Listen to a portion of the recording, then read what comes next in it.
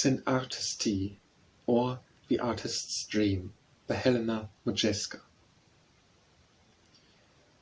I too have had my dreams. I, known indeed, the crowded visions of the fiery youth, which haunt me still.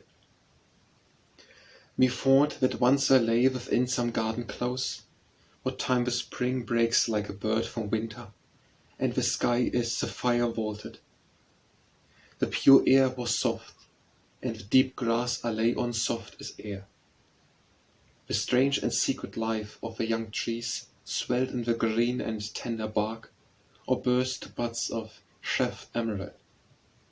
Violets peered from their nooks of hiding, half afraid of their own loveliness. The vermeil rose opened its heart, and the bright starflower shone like a star of morning. Butterflies in painted liveries of brown and gold took the shy bluebells as their pavilions, and seeds of pleasaunce. Overhead a bird made snow of all the blossoms as it flew to charm the woods with singing. The whole world seemed waking to delight. And yet, my soul was filled with leaden heaviness. I had no joy in nature. What to me, ambition's slave, was crimson-stained rose, or the gold-sceptred crocus? The bright birds sang out of tune for me, and the sweet flowers seemed but a pageant and an unreal show that mocked my heart. For, like the fabled snake that stings itself to anguish, so I lay self-tortured, self-tormented.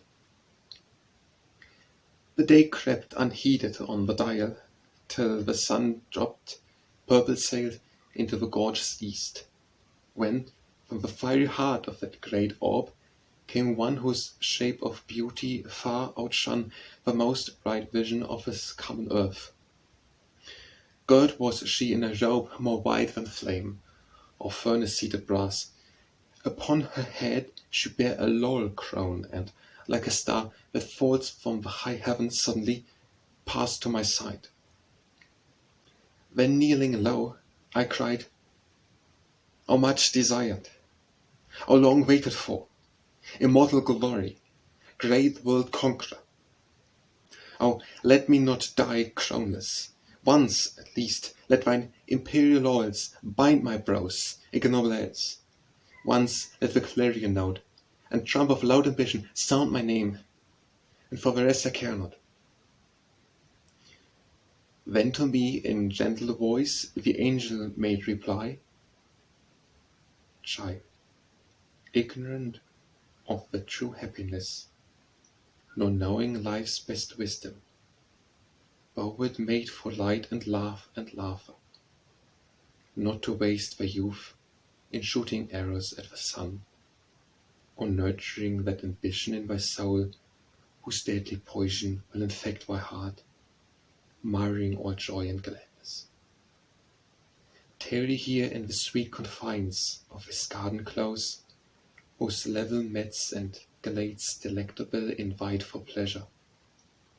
The wild bird that wakes these silent dales with sudden melody shall be thy playmate, and each flower that blows shall twine itself unbidden in thy hair. Garland more meet for thee than the dread weight of glory's laurel wreath. Ah, fruitless gifts! I cried, unheeding of her prudent word. Are all such mortal flowers whose brief lives are bounded by the dawn and setting sun? The anger of a noon can wound the rose, and the rain rob the crocus of its gold. But thine, immortal coronal of fame, thy crown of deathless laurel, this alone age cannot harm, no winter's icy tooth pierce to its hurt, nor common things profane.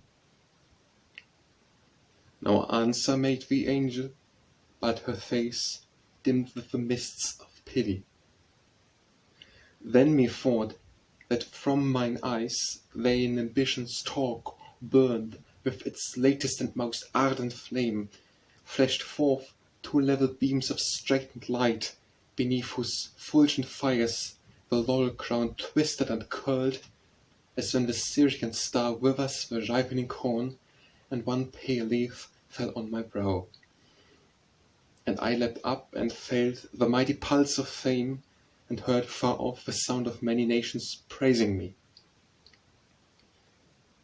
One fiery coloured moment of great life, and then how barren was the nation's praise, how vain the trump of glory. Bitter thorns were in that laurel leaf, whose toothed barbs burned and bit deep, till fire and red flame seemed to feed full upon my brain and make the garden a bare desert. With white hands I strove to tear it from my bleeding brow, all in vain. And with a dolorous cry had paled the lingering stars before their time. I waked at last and saw the timorous dawn peer with grey face into my darkened room, and would have deemed it a mere idle dream, but for this restless pain that gnaws my heart, and the red wounds of thorns upon my brow.